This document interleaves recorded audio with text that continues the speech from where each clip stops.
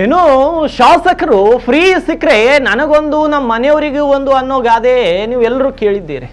ಅದೇ ರೀತಿ ನಮ್ಮ ರಾಜ್ಯದ ಶಾಸಕರು ನಮಗೊಂದು IPL ಟಿಕೆಟ್, ನಮ್ಮ ಹೆಂಡತಿಗೊಂದು, ಮಕ್ಕಳಿಗೆ ಸೇರಿ 4 ಟಿಕೆಟ್ ಕೊಡಬೇಕು ಅಂತ ಅಧಿವೇಶನದಲ್ಲಿ ತಮ್ಮ ಅಳಲನ್ನು ತೋಡ್ಕೊಂಡ್ರು. ಇದಕ್ಕೆ ಪರಮೇಶ್ವರ್ ಸೇರಿದಂತೆ ಹಲವು ಸಚಿವರು ಸಹಮತ ಸೂಚಿಸಿದ್ರೆ ಇದೀಗ ಶಾಸಕರ IPL ಟಿಕೆಟ್ ಮನವಿಗೆ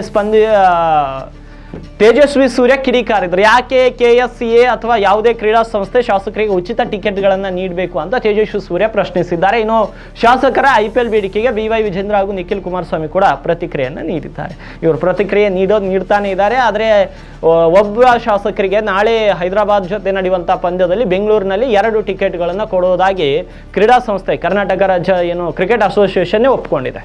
ನೋಡಿ, IPL ಟಿಕೆಟ್ಗೆ ಶಾಸಕರು ಬೇಡಿಕೆ ಇಟ್ಟಿರೋ ಬಗ್ಗೆ ಬೆಂಗಳೂರು ಸಂಸದರು ದಕ್ಷಿಣ ಸಂಸದ ತೇಜಸ್ವಿ ಸೂರ್ಯ ವಿರೋಧ ವ್ಯಕ್ತಪಡಿಸಿದರು. ವಿಧಾನಸಭೆಯಲ್ಲಿ IPL ಟಿಕೆಟ್ ಬಗ್ಗೆ ಹುನಗುಂದ ಶಾಸಕ ವಿಜಯನಂದ್ ಕಾಶ್ಯಪ್ನವರು ಸೇರಿದಂತೆ ಹಲವು ಶಾಸಕರು ಬೇಡಿಕೆ ಇಟ್ಟಿರೋ ವಿಚಾರಕ್ಕೆ ಟ್ವೀಟ್ ಮಾಡಿರೋ ಅವರು ಶಾಸಕರ ಹೇಳಿಕೆ ತಪ್ಪು ಅಂದಿದ್ದಾರೆ. ಇದು ಆಶ್ಚರ್ಯವೂ ಅಲ್ಲ, ಇದು ಅವರ ಆದ್ಯತೆಗಳನ್ನು ಬಹಿರಂಗಪಡಿಸೋ ಸ್ಪೀಕರ್ ಇದರ ಬಗ್ಗೆ ಕ್ರಮಕ್ಕೆ ಮುಂದಾದರೆ ಅದು ವಿಧಾನಸೌಧದ ಗೌರವವನ್ನೇ ಕುಗ್ಗಿಸುತ್ತೆ ಅಂತ ತೇಜಸ್ವಿ ಸೂರ್ಯ ಕಳವಳ ವ್ಯಕ್ತಪಡಿಸಿದ್ದಾರೆ. ಯಾಕೆ KSCA ಅಥವಾ ಯಾವುದೇ ಕ್ರೀಡಾ ಸಂಸ್ಥೆ ಶಾಸಕರಿಗೆ ಉಚಿತ ಟಿಕೆಟ್ಗಳನ್ನು ನೀಡಬೇಕು?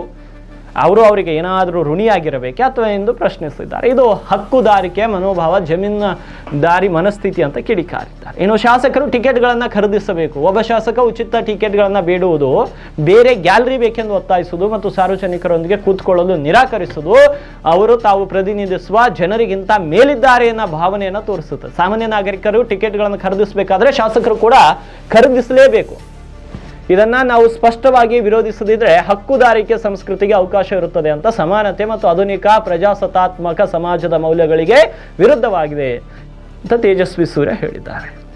ಈಗ ನನ್ನದೊಂದು ಪ್ರಶ್ನೆ ಏನಂದ್ರೆ, ಇವತ್ತು ಶಾಸಕರಿಗೆ ಟಿಕೆಟ್ ಕೊಡೋದಾಗಿ ಕ್ರಿಕೆಟ್ ಬೋರ್ಡ್ ಕೂಡ ಒಪ್ಕೊಂಡಿದೆ, ಅದು ಅವ್ರಿಗೆ ಬಿಟ್ಟ ವಿಚಾರ. ಆದರೆ ನನಗೆ ಟಿಕೆಟ್ ಕೊಡಿ, ನನ್ನ ಮಗನಿಗೆ ಕೊಡಿ, ಮಗಳಿಗೆ ಕೊಡಿ, ನನ್ನ ಫ್ಯಾಮಿಲಿಗೆ ಟಿಕೆಟ್ ಕೊಡಿ ಅಂತ ಇಷ್ಟೆಲ್ಲ ವಿಧಾನಸೌಧದಲ್ಲಿ ಕೂತ್ಕೊಂಡು ಟಿಕೆಟ್ ಕೇಳಿ ಪಡಿತೀರಿ. ಅದೇ ನಿಮ್ಮ ಕ್ಷೇತ್ರದ ಸಮಸ್ಯೆಗಳು ಬಂದಾಗ, ಶಾಸಕರು ಪ್ರಶ್ನೆ ಮಾಡಿದಾಗ ಸಚಿವರು ಉತ್ತರ ಕೊಡದೆ ಓಡ್ ಹೋಗ್ತಿರಲ್ಲ, ಅದಕ್ಕೆ ಜನ ಏನಂತ ಕರಿಬೇಕು ನಿಮ್ಮನ್ನ? ನಿಮಗೇನು ಬೇಕು ಅದನ್ನ ಮಾಡಿಸ್ಕೊಳ್ಳಲಿಕ್ಕೆ ಎಲ್ಲರೂ ಸಿದ್ಧರಿರ್ತೀರಿ. ಶಾಸಕರ ಸಂಬಳ ಯಾವಾಗ ಬೇಕಾಗ ಡಬಲ್ ಆಗುತ್ತೆ, ಸಂಸದರ ಸಂಬಳ ಯಾವಾಗ ಬೇಕಾವಾಗ ಡಬಲ್ ಆಗುತ್ತೆ. ಆದರೆ ಯಾವುದಾದ್ರೂ ಅಂಗನವಾಡಿ ಕಾರ್ಯಕರ್ತರ ಒಂದು 500 ಪೇಮೆಂಟ್ ಹೆಚ್ಚು ಮಾಡಿ ಅಂದರೆ ಸಚಿವ ಸಂಪುಟ ಸಭೆ ಕರಿತೀರಿ, ಅವುಗಳನ್ನು ಅಮೆಂಡ್ಮೆಂಟ್ ಮಾಡ್ತೀರಿ. ಯಾರ್ದಾದ್ರೂ ಲೇಬರ್ಗಳಿಗೆ ಯಾರ್ದಾದ್ರೂ ಸಣ್ಣ ಸಣ್ಣ ಬಿಲ್ಗಳು ನಿಂತಾಗ ಅವ್ರು ಸಚಿವರು ಬರಬೇಕು, ಶಾಸಕರು ಬರಬೇಕು, ಸಭೆ ಮಾಡಬೇಕು ಅಂತ ಹೇಳುವ ನೀವು ನಿಮ್ಮಗಳಿಗೆ ಸಂಬಂಧಿಸಿದಂತಹ ವಿಷಯಗಳಲ್ಲಿ ಯಾಕೆ ಎಲ್ಲರೂ ಕೂಡ ಒಗ್ಗಟ್ಟಿನಿಂದ ಈಗ ಟಿಕೆಟ್ ಪಡೆದ ಹಾಗೆ ಎಲ್ಲರೂ ಪಡಿತೀರಿ? ಅಂದರೆ ಒಟ್ಟಾರೆ ಜನಸಾಮಾನ್ಯರ ಕಷ್ಟಗಳು ನಿಮಗೆ ವಿಧಾನಸೌಧದಲ್ಲಿ ಡಿಸ್ಕಷನ್ ಮಾಡೋಕೆ ನಿಮಗೆ ಟೈಮ್ ಇಲ್ಲ. ಆದರೆ ನಿಮಗೆ, ನಿಮ್ಮ ಹೆಂಡತಿಗೆ, ನಿಮ್ಮ ಮಕ್ಕಳಿಗೆ ಅಲ್ಲಿ ಹೇಗಾದರೂ ಮಾಡಿ ಟಿಕೆಟ್ ಕೊಡಿಸ್ಬೇಕು ಅನ್ನೋ ಹಪಾಹಪಿ ಎಷ್ಟಿದೆ ಅಂದರೆ, ಕ್ಷೇತ್ರದ ಜನರಿಗೆ ಬೇಸಿಗೆಯಲ್ಲಿ ಕುಡಿಲಿಕ್ಕೆ ನೀರು ಸಿಗುತ್ತೋ ಇಲ್ಲೋ ಗೊತ್ತಿಲ್ಲ, ಆದರೆ ಮಾತ್ರ ನಿಮಗೆ ಮಾತ್ರ IPLನ ಟಿಕೆಟ್ಗಳು ಸಿಗಬೇಕು, ನಮ್ಮ ಮಕ್ಕಳು IPL ನೋಡಬೇಕು ಅನ್ನೋದು ನಿಮಗೆ ಎಲ್ಲವೂ ತಲೆಯಲ್ಲಿ ಫಿಕ್ಸ್ ಮಾಡ್ಕೊಂಡಿದ್ರಿ. ಇನ್ನೊಂದು ವಿಚಾರ, ಈಗ IPL ಟಿಕೆಟ್ ಫ್ರೀಯಾಗಿ ಕೊಡಬೇಕು ಅಂತ ಹೇಳ್ತಿದ್ದೀರಿ. ನೀವು ಜನಸೇವಕರು ಜನಸೇವೆ ಮಾಡ್ಲಿಕ್ಕೆ ಬರಬೇಕು. ಅದನ್ನ ಬಿಟ್ಟು ನಿಮ್ಮ ಕ್ಷೇತ್ರದ ಜನರು ಟಿಕೆಟ್ ತಗೊಂಡು ಅಲ್ಲಿ ಸ್ಟ್ಯಾಂಡಲ್ಲಿ ಕೂತ್ಕೋತಾರೆ, ನೀವು VIP ಲಾಂಚ್ ಬೇಕು ನಿಮಗೆ ಅಂಥದ್ರಲ್ಲಿ ಕೂತ್ಕೋತೀರ ಅಂದರೆ ನೀವು ಜನರಿಂದ ಆಯ್ಕೆ ಆದವರು, ನಾವು ಜನರಿಗಿಂತ ಭಿನ್ನವಂತ ತೋರಿಸ್ಕೊಳ್ಳಿಲಿಕ್ಕೆ ಈ ಒಂದು ಪ್ರಶ್ನೆ ಸದನದಲ್ಲಿ ಎತ್ತಿದ್ದು ನೀವು. ಇಲ್ಲ, ನೀವು ಜನರಿಂದ ಆಯ್ಕೆ ಆದವರು ಜನರ ಮಧ್ಯದಲ್ಲಿ ಕೂತ್ಕೊಂಡು ನೀವು ಕ್ರಿಕೆಟ್ ನೋಡಬೇಕು ವಿನಃ ಜನರು ನಾರ್ಮಲ್ ಸ್ಟ್ಯಾಂಡಲ್ಲಿ ಕೂತ್ಕೋತಾರೆ, VIPಗಳು ಕೂತ್ಕೊಳ್ಳೋ ಸ್ಟ್ಯಾಂಡಲ್ಲಿ ನಮಗೆ ಕೊಡಬೇಕು ಅಂದರೆ ನೀವು ಜನರ ಸೇವಕರು ಅಥವಾ VIPಗಳು? ನಿಮ್ಗೆ ಓಟ್ ಹಾಕದಂಥ ಜನರು ಸ್ಟ್ಯಾಂಡಲ್ಲಿ ಕೂತ್ಕೊಂಡು ನೋಡ್ತಾರೆ, ನೀವು ಲಾಂಜಲ್ಲಿ ಕೂತ್ಕೊಂಡು ನೋಡ್ತೀರಿ ಅಂದರೆ ನೀವು ಜನರಿಗಿಂತ ಭಿನ್ನ ಅಂತ ತೋರಿಸ್ಕೊಳ್ಳಿಕ್ಕಾಯ್ತು. ಅದು ಯಾವುದೇ ಪಕ್ಷದವರು ಈ ಪ್ರಶ್ನೆ ಎತ್ತಿರಬಹುದು.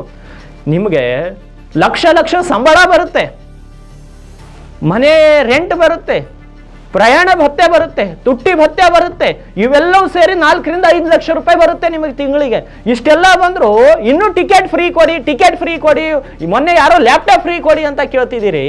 ಇದೆಲ್ಲ ಕೇಳೋ ಬದಲು ನಿಮ್ಮ ಕ್ಷೇತ್ರದಲ್ಲಿನ ಸಮಸ್ಯೆಗಳ ಕುರಿತು ಸದನದಲ್ಲಿ ಪ್ರಶ್ನೆ ಮಾಡಿ, ಅದನ್ನ ಬಿಟ್ಟು IPL ಟಿಕೆಟ್ ಕೊಡಿ, ಲ್ಯಾಪ್ಟಾಪ್ ಕೊಡಿ ಅಂತ ನಾಚಿಕೆ ಮಾನ ಮರ್ಯಾದೆ ಬಿಟ್ಟವ್ರ ಥರ ಕೇಳ್ತಾ ಇದ್ದೀರಲ್ಲ, ಇದು ನಿಮಗೆ ಶೋಭೆ ತರುತ್ತಾ?